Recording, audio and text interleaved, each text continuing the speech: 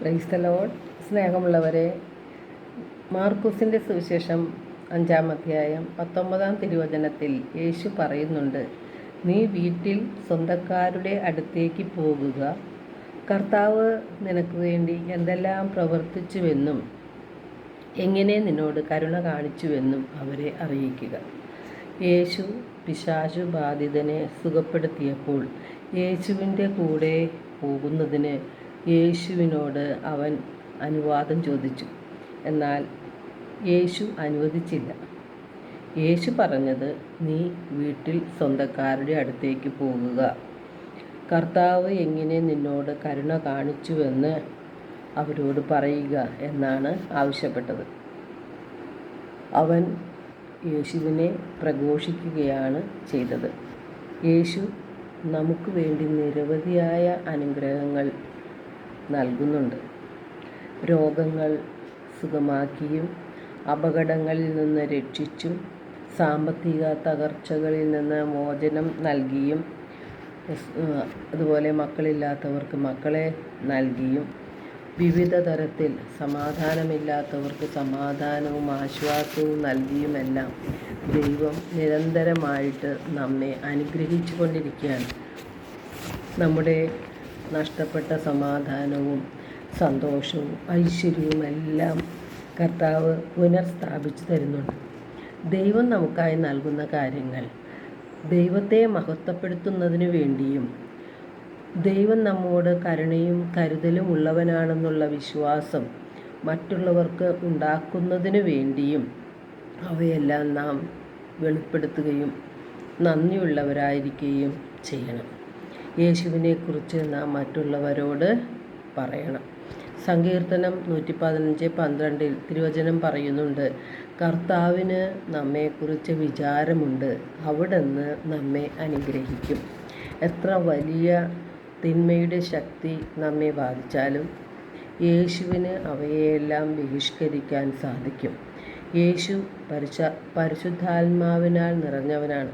പരിശുദ്ധാത്മാവിൻ്റെ ശക്തി കൊണ്ടാണ് പിശാചുക്കളെ യേശുനാഥൻ ബഹിഷ്കരിക്കുന്നത്. യേശു സർവശക്തനും സർവവ്യാപിയും എല്ലാം അറിയുന്നവനുമാണ്. ദൈവം നമുക്ക് നൽകിയ അനുഗ്രഹങ്ങൾ, നന്മകൾ, രോഗശാന്തികൾ എല്ലാം നാം മറ്റുള്ളവരുമായി പങ്കുവയ്ക്കുമ്പോൾ സുവിശേഷ വേലയാണ് നാം ചെയ്യുന്നത്. ദൈവത്തെയാണ് നാം മഹത്വപ്പെടുത്തുന്നത്. ദൈവത്തിൻ്റെ പ്രവർത്തികളെയാണ് നാം പ്രഘോഷിക്കുന്നത്. യേശുവിനെ വിളിച്ച് അപേക്ഷിക്കണമെങ്കിൽ യേശു ആരെന്ന് അറിയണം. യേശുവിനെ അറിയണമെങ്കിൽ യേശുവിനെ പറ്റി ആരെങ്കിലും പ്രഘോഷിക്കണം. അതിനാൽ യേശു ആരെന്നും യേശു നമുക്ക് വേണ്ടി എന്താണ് ചെയ്തതെന്നും നാം അറിയുകയും വിശ്വസിക്കുകയും അത് പ്രഖ്യാപിക്കുകയും ചെയ്യണം. റോമ 10:17 തിരുവചനം പറയുന്നു, ആകയാൽ വിശ്വാസം കേൾവിയിൽ നിന്നും, കേൾവി ക്രിസ്തുവിനെ പറ്റിയുള്ള പ്രസംഗത്തിൽ നിന്നുമാണ് എന്ന്.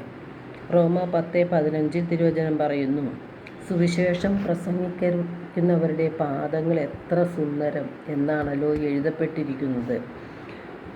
സുവിശേഷം പ്രസംഗിക്കുന്നവർ യഥാർത്ഥത്തിൽ എന്താണ് ചെയ്യുന്നത്? വഴിയും സത്യവും ജീവനും ഞാനാകുന്നു എന്ന് പറഞ്ഞ യേശുവിനെ പ്രഘോഷിക്കുകയാണ്. ആത്മാക്കളെ നേടുന്ന ജോലിയാണ് അവർ ചെയ്യുന്നത്. പാപാന്ധകാരത്തിൽ കഴിയുന്ന മനുഷ്യർക്ക് ദൈവവചനത്തിൻ്റെ പ്രകാശം കൊടുക്കുകയാണ് അവർ ചെയ്യുന്നത്.